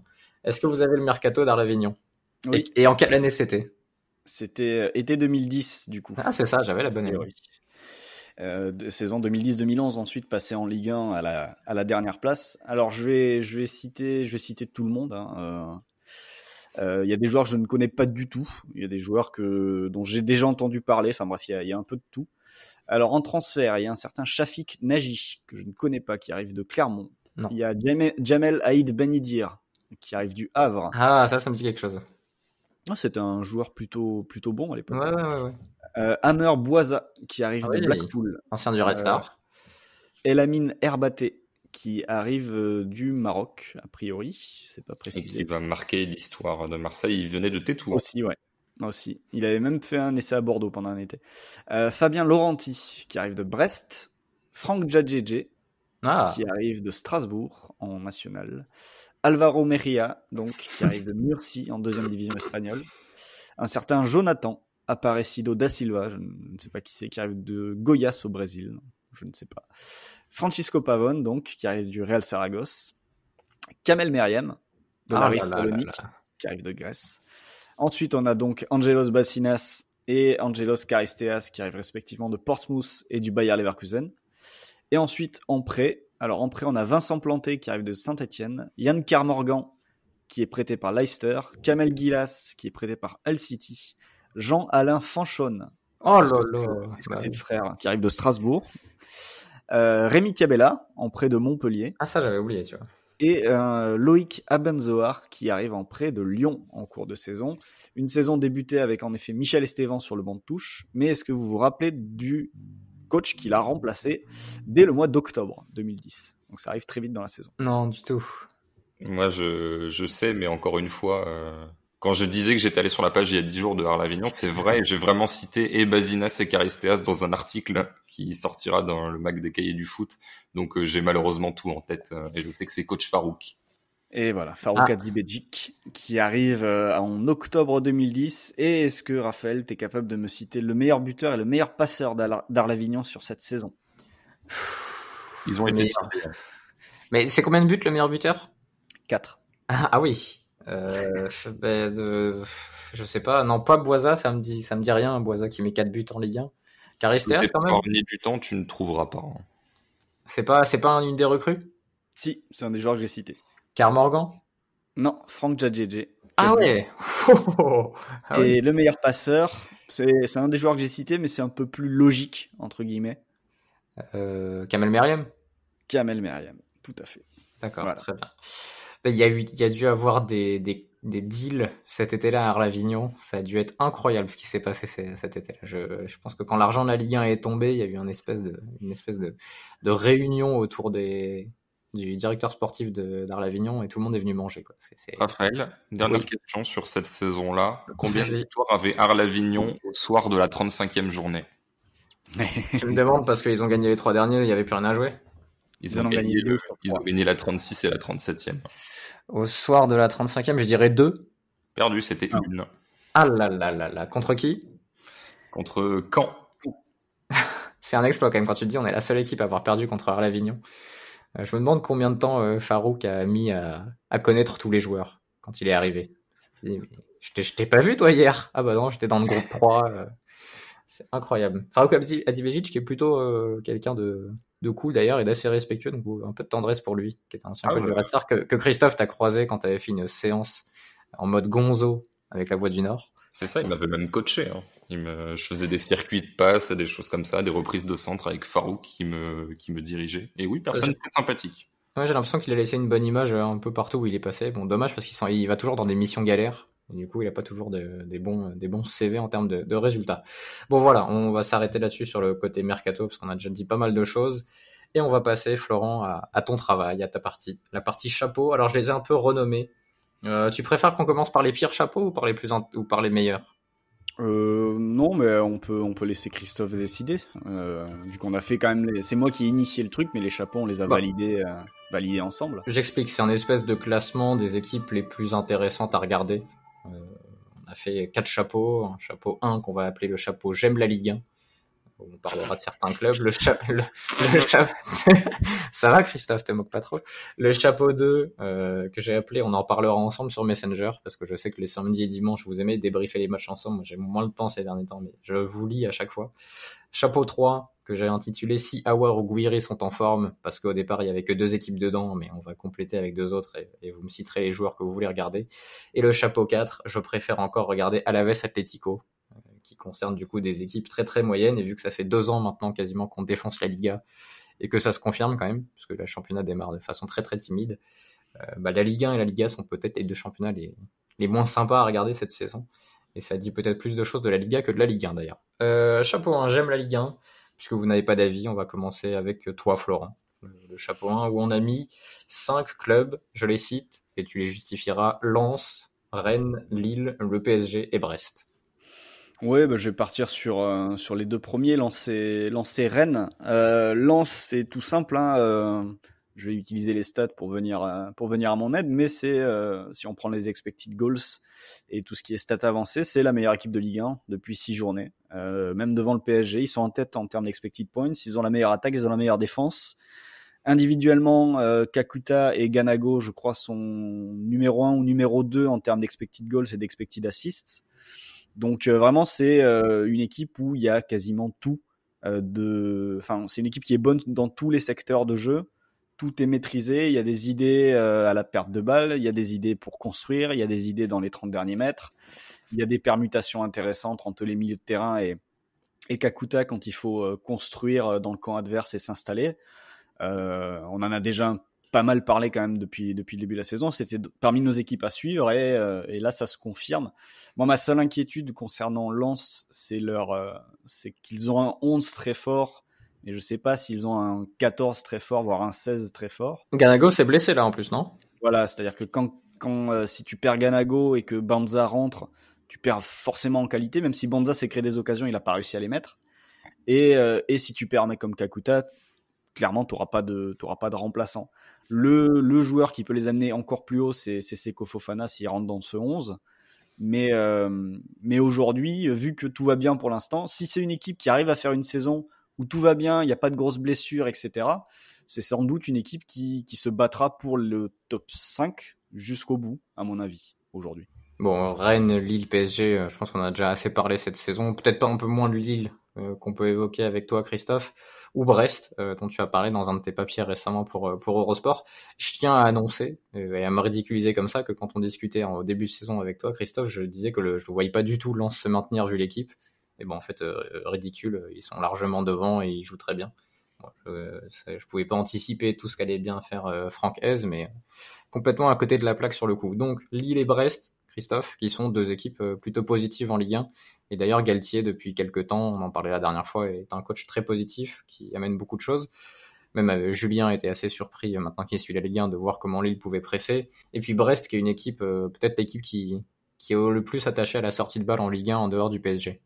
Ouais, Brest attaché à la sortie de balle. Alors, c'est pas au point de Sassuolo où limite tu peux reprocher, enfin, en tout cas, c'est un parti pris qui pourrait se défendre de limite trop mécanisé parce que tu sens que c'est très répété et que quand tu fais tirer ton 6 mètres par un défenseur qui décale le gardien, ensuite le décrochage et à l'opposé, etc. Enfin, ce sont des choses qui sont vraiment répétées pour créer de l'espace. Du côté de Brest, c'est un petit peu plus free-flowing, quoi. C'est un petit peu plus naturel, mais en même temps, en Ligue 1, on va moins chercher haut. C'est-à-dire l'adversaire veut relancer court, bon vas-y, relance court. De toute façon, on va pas forcément aller presser. Donc Brest, la créativité, au-delà de cet aspect, effectivement, on essaie de construire au sol. Je la trouve sur l'apport des latéraux, notamment Perraud à gauche, où vraiment, je trouve ça assez rare pour une équipe qui défend à 4, d'avoir des défenseurs qui, t'as eu, je crois que c'était la semaine, pas cette semaine-ci, la précédente avant que j'écrive mon article, où t'as un centre de latéral pour la reprise de l'autre à l'opposé, ce qui est quand même relativement rare dans des défenses à 4. Et voilà, vraie volonté de construire, mais malgré tout, c'est l'une des équipes, alors j'ai quand même pas mal en tête parce que j'ai un peu poncé les statistiques avant d'écrire, même beaucoup trop je pense j'ai utilisé à peu près 0,1% de la matière que j'avais, mais c'est une équipe qui n'hésite pas à faire des passes à mi-hauteur, notamment pour Steve Mounier qui écrabouille les statistiques de duels gagnés. Les duels aériens gagnés, je crois qu'il a 8,2, le deuxième en Ligue 1 doit être à 4,5, c'est Laborde, en tout cas il a quasiment le double de tout le monde en Ligue 1, et ouais, en fait Brest finit souvent par des centres, mais le décalage a été fait en amont, ça n'a rien à voir avec Lyon, où en gros t'as pas trop d'autres projets que de faire des centres, et du coup le décalage n'est pas fait. Brest, ça fait vivre le ballon, ça attaque d'un côté pour ensuite renverser côté ouvert à l'opposé. Ça va faire le centre, mais le centreur va être libre, va avoir du temps, et tu vas pouvoir couper soit au sol, soit donc dans les airs avec Mounier qui dunk sur la tête de tout le monde. Donc ça c'est intéressant parce que tu sens que c'est vraiment préparé et que c'est reproductible parce que tu fais des passes relativement simples, donc du coup tu peux les faire semaine après semaine, t'es pas là à faire des transversales de 40 mètres où tu te demandes si la semaine suivante les joueurs vont être capables de le faire. Et Lille ultra solide et qui fait partie de ces équipes qui vont se protéger en allant presser comme Lens. Ce sont les équipes, je crois, de tête, hormis Lyon, qui ont concédé le moins de tirs cadrés en Ligue 1. Je crois que Lille est à 12 et Lens doit être à 16. Et en allant chercher haut, alors Lens c'est assez individuel avec beaucoup de pressing à la perte. Lille c'est plus en bloc, mais un bloc vraiment très compact, très haut, comme je disais, qui se protège en allant chercher l'adversaire très haut. D'ailleurs 2 buts encaissés, les 2 sur coup de pied arrêtés. Donc ça dit 2 corners d'ailleurs, ça dit quelque chose de la solidité de cette équipe dans le jeu et encore beaucoup de progrès dans l'entente entre les attaquants, Yilmaz, David. Ils ont un peu de mal à parler totalement le même football et à faire le lien avec les adversaires. Yilmaz prend souvent la profondeur, mais il est un peu lent. Il est premier en Ligue 1 en termes de hors-jeu, mais les deux bossent. David est le premier en termes de pressing effectué dans les 30 derniers mètres adverses. Donc équipe qui est encore en développement, mais si l'attaque devient un petit peu plus complémentaire, ça va être intéressant parce que la solidité, l'envie de faire des choses est relativement là, et malgré tout, au sein de ce système, les individualités ont encore une bonne marge de progression.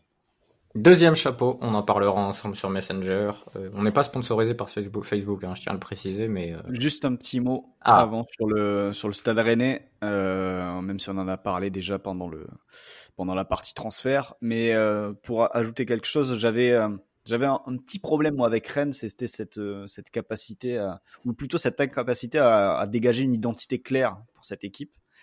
Et en fait, en voyant leur match face à Reims, finalement une contre-performance de 2, je me suis dit qu'en fait, vraiment leur identité, à chaque fois, ils vont s'adapter à l'adversaire pour attaquer notamment certaines zones. Et j'ai pu trouver des citations de Stéphane ou de joueurs justement qui parlent de la méthode Stéphane et qui dit que pour chaque match, il y a des ajustements, il y a des adaptations pour attaquer les points faibles adverses. Et face à Reims, on a vu des Rennais insister vraiment sur les côtés pour faire des différences. Un Kamavinga qui n'hésitait pas à s'excentrer énormément pour créer vraiment un surnombre sur le côté et libérer des joueurs sur les ailes, notamment Rafinha d'ailleurs. Et donc voilà, j'ai un petit problème pour déterminer vraiment l'identité de cette équipe, mais c'est une équipe qui peut quasiment tout faire et qui en plus donne l'impression d'avoir une certaine force mentale, une capacité de réaction qu'elle a montré dans plusieurs matchs cette saison. Donc il y a évidemment, regardez Rennes, en fait tous les week-ends vous trouverez sans doute des choses précises.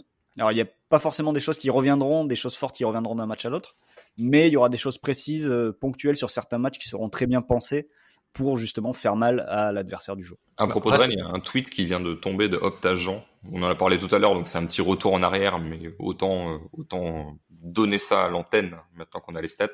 Rafinha impliqué dans 11 buts, 6 buts, 5 passes D, premier de Rennes l'an dernier, 51 passes clés, premier de Rennes, 59 dribbles réussis, premier de Rennes, 18 fautes subies dans le dernier tiers, premier du côté rennais. Donc voilà pour l'apport de Rafinha sur le plan offensif. Très bien, merci Christophe, c'est bien d'en parler pour Rafinha. Chapeau 2, on en parlera ensemble sur Messenger, Saint-Etienne, Monaco, Montpellier et Nîmes. Je vais avec toi Christophe pour parler de ces clubs-là. Lequel t'inspire le plus, sachant qu'ils ont connu des fortunes diverses jusque-là, mais je crois qu'ils sont tous dans la première partie de tableau pour le moment. Alors, je parle un petit peu de Nîmes dans mon papier Eurosport, pas trop développé. En fait, pas trop développé parce que je sais pas à quel point Nîmes va rester sur son idée très ambitieuse de, en gros, couper totalement, enfin ambitieuse, extrême, de couper totalement son équipe en deux, avec une ligne de 2, 3, 4 défenseurs, un ou deux milieux qui restent là, généralement Koubas, parfois à dos pour casser un petit peu les occasions adverses si jamais la passe est ratée, et ensuite une ligne de 5 ou 6 devant avec les ailiers à hauteur des attaquants, enfin vraiment tout le monde dans le camp adverse, et on envoie des transversales, et en gros il y a tellement de joueurs dans le camp adverse qu'il y en aura forcément qui seront libres parce que l'adversaire ne va pas lui se couper en deux, lui va rester à garder des milieux. En fait, je sais pas à quel point Arpinon va rester là-dessus parce que c'est une idée quand même assez extrême, mais sur quelques matchs de début de saison de Ligue 1, c'était un truc limite jamais vu à ce niveau-là de la compétition, quoi. C'était vraiment assez étonnant, d'où le fait que Belling soit libre sur le côté parce que les latéraux, l'adversaire les laissait un petit peu libres et pour essayer de les enfermer à l'extérieur. Donc à voir, mais Nîmes, il y a quand même des choses intéressantes à étudier. En fait, le match de Lyon donne un mauvais indicateur sur le côté. Ils ont pris un point en refusant globalement de jouer, mais là contre Montpellier, ils ont pressé, donc intéressant, mais j'ai pas de garantie sur l'avenir. Alors que du côté de Monaco, je pense que Kovac va essayer quand même de rester sur son idée de jeu de position, alors à son échelle, hein, c'est pas plus le Barça de Guardiola, mais d'essayer de construire au sol, d'avoir pourquoi pas installer définitivement Fabregas en point de basse, mettre du Diop en tant que relayeur, voilà. Donc vraiment Monaco, je suis intéressé parce que limite la construction, alors qu'on imaginait quelque chose de beaucoup sur les courses, le pressing, l'intensité, je trouve qu'elle s'est plus faite par le jeu au sol et que cette volonté de courir et d'enfermer l'adversaire dans sa moitié de terrain, elle est secondaire. Alors c'est peut-être lié aussi au profil de l'adversaire, mais je suis plus intéressé par l'équipe qui construit par le jeu et qui ensuite va essayer de mettre de l'intensité que l'inverse, l'équipe qui court partout et qui ensuite se dit tiens, peut-être qu'on va essayer de faire quelque chose du ballon. Je pense que c'est l'idée générale est plus intéressante. Après, est-ce qu'il y aura pas un plafond avec cette équipe? Est-ce que tu pourras faire les deux? Je ne sais pas. Mais en tout cas, j'ai vu des vraies bonnes séquences d'appui remise, de vouloir construire au sol que j'avais pas vu même avec Moreno, que pourtant t'attendais plutôt sur ce terrain-là d'un jeu entre guillemets, parce que maintenant c'est moins le cas, mais entre guillemets à l'espagnol. Ouais, je disais des bêtises parce que Nîmes n'est pas en première partie de tableau. Ils sont 13e pour le moment. Mais Christophe, tu en as bien parlé, donc tu as rattrapé mon erreur. Un petit mot sur Saint-Etienne et Montpellier, Florent, puisque Christophe a parlé des deux autres en particulier. Peut-être plus de Montpellier que de Saint-Etienne, je ne sais pas. Julien avait aussi, c'est dommage qu'on ne puisse pas l'avoir avec nous, mais il est trop occupé, avait pas mal de choses à dire sur Saint-Etienne. Laquelle de ces deux équipes te donne le plus d'optimisme pour finir peut-être dans les places européennes? Là, au classement, ils sont 5, 6, 7 quasiment avec Monaco. Ouais, bah alors Saint-Étienne, j'aime bien ce qu'il propose, c'est-à-dire l'envie de ressortir court avec des milieux qui n'hésitent pas à décrocher très bas pour demander les ballons, parce que l'idée devant c'est d'aspirer vraiment l'adversaire et de le prendre ensuite dans la profondeur, parce que ils ont quand même des attaquants qui ont un peu tous le même profil, qui vraiment s'épanouissent quand il y a beaucoup d'espace. Je pense à Mouma, je pense à Bouanga, je pense à Nordin, que j'avais cité dans mes joueurs à suivre. Donc il y a vraiment quelque chose d'intéressant. Le problème, c'est que est-ce que Saint-Etienne sera capable de proposer quelque chose de différent au-delà de ce premier plan? C'est une vraie question et c'est ce qui devrait sans doute décider de leur plafond cette saison. Pour Montpellier, c'est une équipe qui a souvent bien démarré quand même les saisons, portée par son trio d'attaque. Alors la saison dernière, c'était Mollet, Delors, Laborde. Cette année, c'est Savanier qui joue un peu plus haut et qui est le joueur qui doit donner envie de voir Montpellier tous les week-ends. Après, c'est un 3-4-3 tel qu'on le connaît maintenant depuis 2-3 ans. Je crois que Der Zakarian l'a installé et qui fonctionne toujours plutôt bien, qui est magnifié évidemment par le trio d'attaque. Bien aidé aussi par des pistons qui sont plutôt bons sur ce début de saison, Ristic à gauche et Souquet à droite. Donc c'est une équipe intéressante à regarder. Le problème de Montpellier, c'est sa régularité sur l'ensemble d'une saison. C'est une équipe qui a toujours eu des hauts et des bas. Quand elle est en haut, elle peut battre quasiment n'importe qui, je pense, en Ligue 1. Mais quand elle est en bas, la suite, c'est logique. Elle peut se faire battre par n'importe qui aussi. Donc c'est difficile d'être catégorique sur sa capacité à vraiment concourir pour le haut du tableau, mais c'est une équipe qui sera tranquillement top 10, et s'il y a cette régularité qui arrive en cours de saison, peut-être qu'elle pourra avoir plus d'ambition. Et à la différence de certaines années avec Derzakarian et notamment à l'époque de Nantes, c'est une équipe qui marque des buts. Là, ils sont à 12 buts en 6 matchs, avec notamment des victoires 4-1 contre Angers et 3-1 contre un autre club, je ne sais plus. Je l'ai vu passer tout à l'heure et j'ai oublié. L'an dernier, c'était que 35 buts en 28 matchs, par exemple, Montpellier, sur la saison Covid. Donc là, ils partent sur quand même 2 buts par match pour le moment, des bases un peu plus positives. Peut-être l'aboutissement offensif de ce que construit Derzakarian depuis quelques années là-bas. Le chapeau 3, que j'avais appelé Florence, Aouar et Gouiri sont en forme, mais on a rajouté Lorient et Reims dans ce chapeau qui est constitué donc de Nice, Lyon, Lorient et Reims, des équipes un peu plus incertaines, on va dire, parce qu'il y a des joueurs, mais il n'y a pas forcément de jeu. C'est ça, on va le résumer comme ça. Ouais, c'est ça. C'est des équipes qui sont pas forcément intéressantes à regarder collectivement, mais tu vas les regarder parce qu'il y a des joueurs sympathiques qui sont sur le terrain. Nice, il y a en effet Gouiri depuis le début de la saison. J'espère qu'on pourra citer Reine Adélaïde s'il retrouve le niveau qu'on avait aperçu quand il a quitté Angers pour arriver à Lyon. Lyon, évidemment, bon, on a cité tout à l'heure, il y a une flopée d'individualités, mais collectivement, est-ce que ça va fonctionner ? On ne sait pas, donc pour l'instant, on l'a mis dans ce chapeau. Lorient et Reims, je t'avoue que je les connais moins. Reims, on l'a mis là notamment parce qu'il y a du talent chez les Kosovars, chez Zeneli, chez Berisha. Il y a aussi El Bilal Touré devant. Il y a Kassama au milieu qu'on aime bien. Il y a Moreto Kassama. Boulaïdia qui est plutôt un bon attaquant. On les a vus contre Rennes, très timide en première, un peu mieux en deuxième, mais il faut espérer que ce soit un peu plus expansif peut-être que depuis 2 saisons, quoi. C'est ça. Et après c'est une équipe qui a dû gérer aussi la Coupe d'Europe sur ce début de saison, qui s'est peut-être préparé un peu différemment des autres. Il y a pas mal d'incertitudes forcément avec ses tours de barrage, etc. à passer. Donc, peut-être que ça va aller mieux et qu'elle va retrouver ce qu'elle a montré la saison dernière, mais c'est vrai que le début de saison est quand même compliqué pour eux. Et Lorient, je suis moins bien placé pour en parler, parce que c'est une des rares équipes de Ligue 1 que j'ai pas vraiment vu cette saison. Donc je vais laisser Christophe en dire plus sur peut-être les 2-3 talents qu'il faut suivre dans cette équipe. Je t'avoue que Lorient, alors ils ont pas de bol, j'ai l'impression qu'ils ont pas joué une seule fois sur les matchs décalés. Donc je n'ai pas vu grand-chose, hormis les liens, ce que nous envoie Julien. Alors faut savoir quand même, on le dit à peu près chaque semaine, mais il faut quand même le répéter, que Julien Momon, qui a séquencé l'intégralité des matchs de Ligue 1, donc non seulement il les a vus, mais en plus il a trié phase offensive, phase défensive, transition, machin.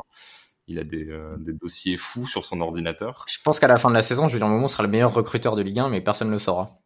Ah non, mais c'est incroyable. C'est-à-dire que tu commentes un match, tu dis, ah tiens, Lorient joue comment? Il te fait, ok, tu veux quoi? Attaque placée, transition, défense en bloc, et il a des documents sur tout. Et du coup, il nous envoie un petit peu des bouts de match, des screens, machin, sur notre conversation. Donc du coup, on est quand même un petit peu au courant de ce qui se passe. Mais Lorient, en fait, j'ai l'impression que contrairement à ce qu'on pourrait imaginer sur une équipe de Pélissier, c'est assez déséquilibré, en fait. Et je trouve que cette équipe a du mal de ce que j'ai aperçu, hein, à la fois. J'ai vu des bouts de match quand même. Soit ça attaque, soit ça défend, mais que c'est jamais totalement équilibré, contrairement à Rennes, contrairement à Lille, alors qu'ils sont des équipes de plus gros calibre. Hein. Mais même Brest, c'est quand même, par exemple, globalement pertinent et a surtout pris les buts parce que l'Arseneur fait pas un arrêt depuis le début de saison. Donc ouais, Lorient, j'ai même du mal à savoir, par exemple, ce que vaut Girbic. J'ai l'impression que en dehors de ses buts, il sait pas trop jouer au foot. J'ai des incertitudes. J'avoue que de ce que j'ai aperçu, je suis pas totalement client, mais ça a pas l'air d'être du Pélissier négatif. Il a l'air quand même de vouloir construire plutôt par le jeu, mais on va attendre. On va pas non plus faire trop d'analyse sur une équipe qu'on n'a pas assez vue. On va attendre un petit peu de Ils voir. ont quand même fini à 40% de possession contre Metz. Oui, non, mais oui, là, contre Metz, mais Pélissier l'a dit, hein, qu'il voulait construire par la défense. Ce match-là était peut-être pas le plus révélateur, mais j'ai vu, par exemple, du Abergel qui était le joueur le plus dribblé en Ligue 1. Je sais pas si c'était avant ou après ce match, mais des choses comme ça qui, à la fois, veut dire quelque chose alors pas forcément de la qualité du joueur, mais aussi la zone où t'es, parce que si t'es en bloc devant ta surface, tu te fais pas trop dribbler. Donc peut-être le bloc un petit peu trop étiré. Mais bon, je pense qu'on aura l'occasion d'en reparler, ou pas d'ailleurs. Mais en tout cas, on aura l'occasion de voir cette équipe peut-être dans des plus gros matchs. Là, je regarde leur calendrier. Bon, Reims, non. Mais il y a Marseille la semaine suivante. Donc peut-être que sur ces matchs-là, on aura la possibilité de voir un peu plus cette équipe qui est quand même dans des matchs à but, généralement. Ouais, et puis j'ai l'impression que là, contre Metz, en tout cas, les meilleurs footballeurs de Lorient étaient sur le banc. Parce qu'il y avait Stéphane Diarra qui avait fait une belle saison au Mans, Enzo Lefebvre, Sylvain Marvaux, Girbic, je sais pas comment on peut dire. Girbic, je sais pas. Sur le banc, il y avait Umut Bozok aussi, qui est de retour en Ligue 1. Et l'immense Jonathan Delaplace. Je crois que c'est l'ancien de Caen et de Lille, non? C'est ça? Absolument, et de Zulte Waregem. Ah, très bien. Voilà, merci l'encyclopédie Christophe qui connaît tous les joueurs des histoires de Belgique. Et Andrew Gravillon, qui est un nom génial. Gravillon qui me fait penser, je ne sais pas s'il y a un Pokémon qui s'appelle Gravillon. Non mais c'est Andrew, mais en plus ça s'écrit pas EW, c'est EAW. Donc j'imagine qu'on dit Andrew quand même, mais tu peux dire Andreaou ou Andrea. Enfin, il y a une vraie. Je pense qu'il faudrait se renseigner un peu là-dessus parce que c'est assez intéressant. on verra. Voilà pour le chapeau 3, donc qu'on avait appelé si Aouar ou Gouiri sont en forme, mais qui dépendra plus des joueurs que du jeu. En tout cas, en ce début de saison, on verra si collectivement ces équipes s'améliorent. Le chapeau 4, je préfère encore Alaves Atlético, et ça va nous permettre d'imaginer des matchs terribles, Florent, d'imaginer un Dijon-Nantes, un Angers-Bordeaux, un Bordeaux-Dijon, un Metz-Marseille, un Bordeaux-Dijon, où Bordeaux quand même apparemment a bien joué, puisque ça fait à peu près 48 heures que tu nous envoies des vidéos de Yacine Adli. Donc, j'imagine que ça a été plutôt bien. Mais là, on a quand même pas mal d'équipes pour qui avoir le ballon, c'est pas forcément une bonne chose. Oui, des équipes aussi qui n'ont pas forcément ces joueurs qui vont la tirer vers le haut et attirer l'œil simplement du spectateur, parce que Marseille, depuis le début de la saison, alors c'est peut-être sévère de mettre Marseille là-dedans, mais même individuellement, un Payet qui les a portés très haut l'année dernière, pour l'instant depuis le début de la saison, on est très très loin d'avoir un Payet ne serait-ce que correct. Dijon, moi, je les ai vus ce week-end face à Bordeaux, c'est une catastrophe. Il y a rien, il y a vraiment rien du tout pour l'instant à sauver. Nantes, je les avais vus là aussi contre Bordeaux à 11 contre 10 pendant 90 minutes, ils avaient rien vraiment proposé. Angers, ils ont récupéré Bouffal. Peut-être qu'ils vont avoir ce joueur qui va réussir un petit peu à apporter une étincelle et permettre à cette équipe de viser un peu plus haut. Strasbourg, ça me paraît très compliqué sur le début de saison. Ils ont pris Habib Diallo là, donc ça peut peut-être changer quelque chose. Ils ont pris Diallo, mais tu vas aligner Diallo et Ajorc ensemble devant. Enfin, c'est déjà ça sur déjà en même temps, tu me diras, ils ont déjà fait Ajorc Motiba. Donc ils peuvent faire Ajorc Diallo, c'est vrai. Ils jouent en losange, donc déjà ça m'intéresse beaucoup plus que pas mal d'équipes. C'est vrai. Bordeaux, j'y reviendrai peut-être après. Et Metz, il y a Ibrahima Niane qui les porte, qui est en petite surperformance depuis le début de la saison. Il est chaud, il a mis 6 buts, je crois, depuis la reprise. Mais autour de ça, Metz, je les avais vus face au PSG ou face à Marseille, et c'était très très très très limité. Alors certes, face au PSG, ils étaient dans une situation où un nul leur allait très bien, mais quand tu as un adversaire qui est réduit à 9 et qui semble incapable de faire quoi que ce soit, essaie d'aller les tuer, essaie d'aller les chercher, ces 3 points. Enfin voilà, il y a aussi dans les ambitions sur le terrain qui n'ont pas forcément été bien convaincantes chez ces équipes-là, quoi. À Marseille, je mettrais quand même Thauvin dans les individualités, qui démarre bien. Déjà 2 buts et 3 passes D, 1,59 d'XG, 2,43 de expected assist, qui je pense est le meilleur Marseillais en ce début de saison. En tout cas, le seul qui individuellement arrive à faire des choses. D'ailleurs, c'est en bonne partie grâce à lui qu'ils ont réussi à marquer contre Lyon, parce que c'est lui qui va gratter le ballon et trouver Payet. Mais je suis assez d'accord avec toi sur le bilan où individuellement, en effet, il n'y a pas de... Après, peut-être que Cuisance changera les sauts, je sais. On verra au milieu de terrain. Mais bon, j'ai l'impression qu'ils ont beaucoup de milieux aussi, Marseille, un peu comme Lyon. Beaucoup de joueurs d'axe. C'est-à-dire qu'ils ont Cuisance, Sanson, Rongier, Gay, Camara, Strootman. Strootman aussi. Ça fait beaucoup de monde. Alors, est-ce que tu préfères vraiment regarder Alaves Atlético que Nantes-Metz, par exemple, Christophe? Je sais pas du tout. Je pense que j'ai parfois un petit tropisme étranger sur 2 matchs. Quand il y a 2 matchs en même temps, parfois j'ai tendance à partir à l'étranger. Et en plus, à l'Atlético, il y a beaucoup plus de bons joueurs en fait que sur l'autre match. Donc du coup, si Joao Félix est dans un bon jour, ça peut te sauver. T'as du Luis Suarez. Enfin bref, le potentiel individuel est largement supérieur. Par contre, si tu m'avais dit, les Ganais c'est descendu, mais genre un Valladolid à Alaves, là c'est quand même incertain parce que c'est le type de match où la Liga aime bien montrer au bout de 15-20 minutes les statistiques de passes réussies, et assez souvent t'as des stats genre 38 et 45% de passes réussies. Mais oui, là quand même souvent je lui fais des screenshots. Session 32 contre 24. Ah ouais, non, mais des fois, tu te dis, mais en fait, comment est-ce que vous construisez votre jeu? Vous faites des pénales touches comme au rugby. Enfin, c'est assez étonnant. Après, ouais, c'est vrai que, Nantes, en fait, je comprends pas. Pour moi, Nantes, c'est vraiment le mauvais 4-4-2. Alors, tu peux dire qu'un peu 4-2-3-1, ça, ils sont jamais totalement à deux, à plat devant. Enfin, ça bouge un petit peu, mais en fait, j'ai l'impression que vraiment qu'ils savent pas animer parce qu'il n'y a pas de dépassement de fonction. Il y a un 4-4-2 à plat. Alors, tous les 4-4-2 à plat sont pas mauvais, hein. Genre à Lille, ils sont en 4-4-2 à plat, et Lille, l'Atlético, par exemple, c'est pas du tout la même chose. Mais si tout le monde tient sa position, alors pour défendre, c'est parfait, mais offensivement, qu'est-ce que tu ne fais une fois que t'as la balle, quoi? Et j'ai vraiment l'impression qu'à Nantes, ça fait des passes, mais voilà, quoi, il y a pas. L'impression qu'ils n'arrivent pas à le déformer quand ils ont le ballon et que c'était un peu le cas à Voilà. Rennes aussi avec Gourcuff. Ouais. Et je comprends pas parce que pourtant son Lorient, alors il y avait peut-être plus de temps et plus de bases et des joueurs différents, mais Lorient c'était une des équipes qui déformait le mieux un 4-4-2, notamment avec des duos d'attaquants qui marchaient bien. Peut-être que c'est ça qui manque. Là j'ai vu qu'ils avaient pris Augustin, mais c'est vraiment Augustin compliqué. Chéquet-Popoulos. Non, ça, je pense que ça serait le transfert de l'année. On l'aurait évoqué pendant 1 heure et demie. Non, Augustin, Jean-Kévin. Mais Louza, c'est pas mal, mais tu vois, Louza Chirivella, c'est censé être complémentaire, mais finalement, ça reste quand même un tout petit peu neutre et ils ont pas trop de relais autour. Alors, est-ce que c'est sur les postes de côté? Peut-être que tu aurais besoin de plus de meneurs excentrés, plus de différence par rapport de gens qui sont capables de faire des passes plutôt que Moses Simon qui la prend et qui va tenter de faire la différence. L'an dernier, c'était le cas. Cette saison, ça l'est pas, donc du coup, il les perd. Je sais pas, mais c'est vrai que Nantes, en fait, tu dis ah oui peut-être, et en fait non, il se passe rien. Et je vois même pas trop. Non, mais j'ai même pas envie de faire une analyse, de trop m'enflammer sur l'analyse. Ça me rend vraiment triste en fait de voir jouer Nantes parce que j'aurais plus d'espoir que voir jouer Bordeaux par exemple où j'ai pas envie, quoi. Ouais.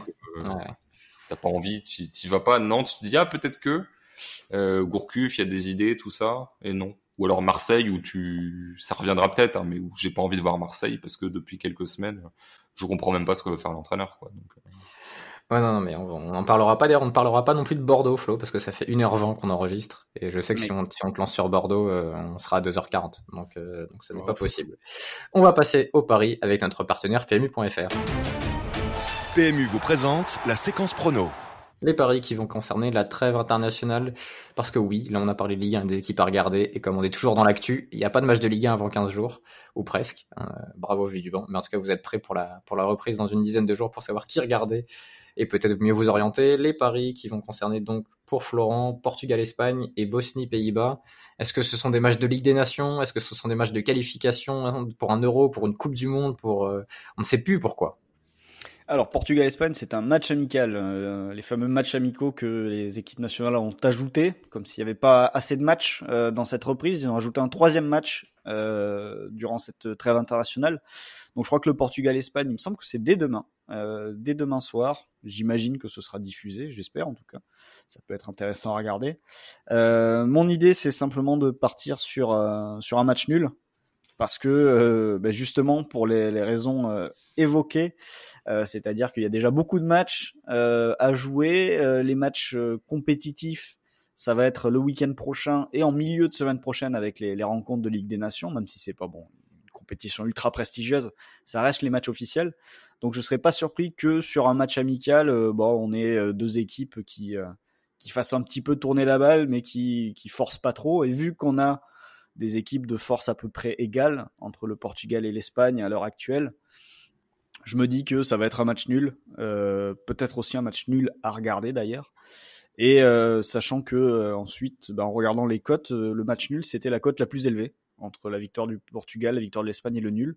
Le nul était à 3,15, donc je tente ce match nul entre le Portugal et l'Espagne, en imaginant qu'on ait affaire à deux équipes qui mettront pas non plus énormément d'intensité dans cette rencontre amicale. Il y aura peut-être des joueurs qui vont briller individuellement et peut-être que ce sont eux qui vont foutre en l'air mon pari. Mais je pense que collectivement, on aura plus la tête tournée vers les matchs du week-end qui seront les matchs importants de cette trêve. Donc, je serais pas surpris que y ait une première mi-temps pas trop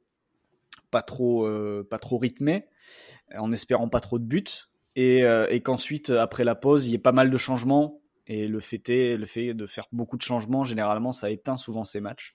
Donc voilà, le petit nul Portugal-Espagne, voire peut-être même le petit 0-0 à 3,15, je le prends.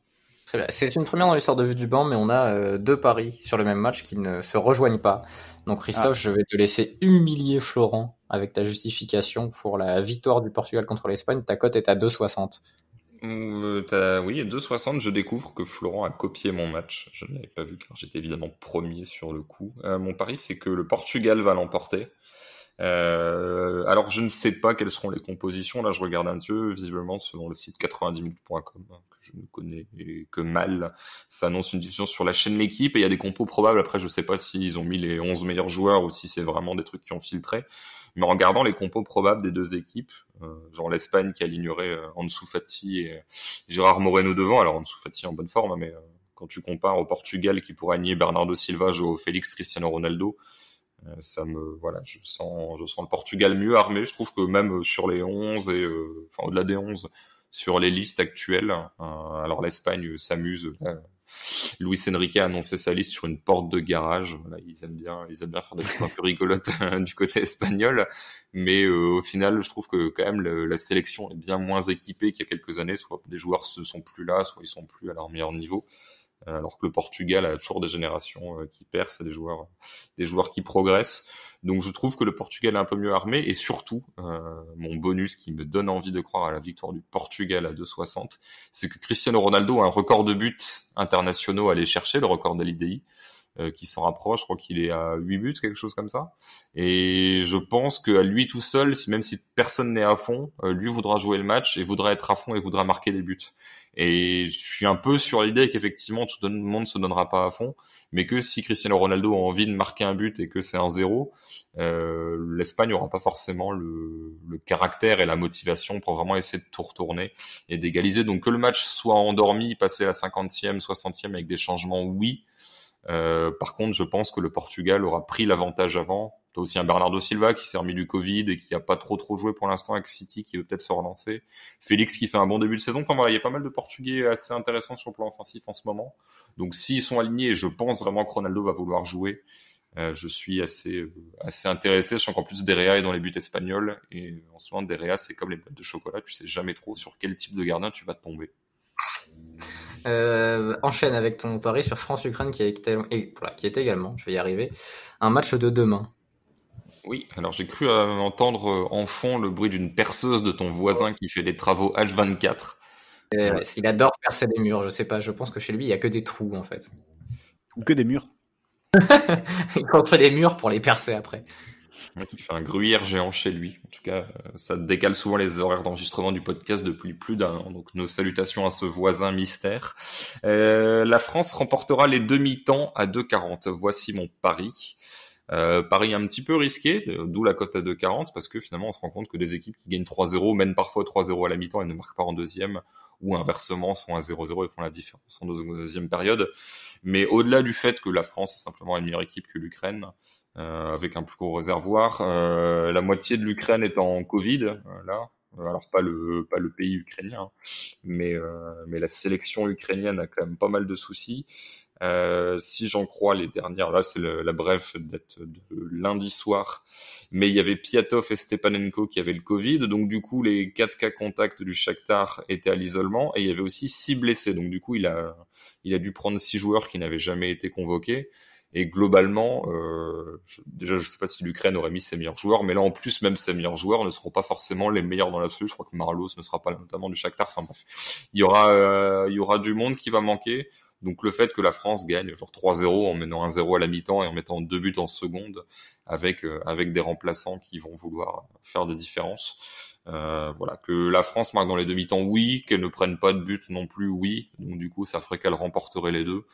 J'avoue que au-dessus de 2 pour comme ça un match qui me semble sur le papier relativement déséquilibré, je prends avec une certaine sérénité. T'as fait quoi la semaine dernière, Christophe? Ça donnait quoi tes paris? Il n'y a pas eu de pari la semaine dernière, il n'y a pas eu de vue du banc, il n'y a pas eu de podcast. Non. Bah alors, le dernier épisode. Non, c'était une tentative d'humour. J'ai fait 0 sur 2. J'ai fait 0 sur 2 parce que Leeds, que j'avais mis, alors autant l'Atlético, no comment, ils ont pas marqué. Autant Leeds, j'avais dit qu'ils marqueraient en première période, ils ont raté 2 énormes occasions entre la 40e et la 45e, dont un face à face. Et ils n'ont marqué qu'en seconde. Donc il y avait un peu d'idées, mais il n'y a pas eu la conclusion du côté de nos amis les Peacocks. Je t'ai pas demandé des excuses, je t'ai demandé des résultats. Florent, ton deuxième pari entre la Bosnie et les Pays-Bas. Ouais, moi j'avais fait 1/2 avec le but d'Ansu Fati face au Celta Vigo. Deuxième pari face à donc Bosnie-Pays-Bas, c'est de la Ligue des Nations, c'est le week-end prochain.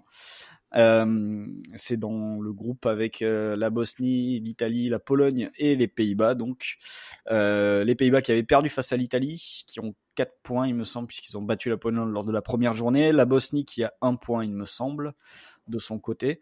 L'idée c'est simplement de partir sur une victoire des Pays-Bas avec un handicap de -1. Donc Pays-Bas -1, c'est coté à 2,45.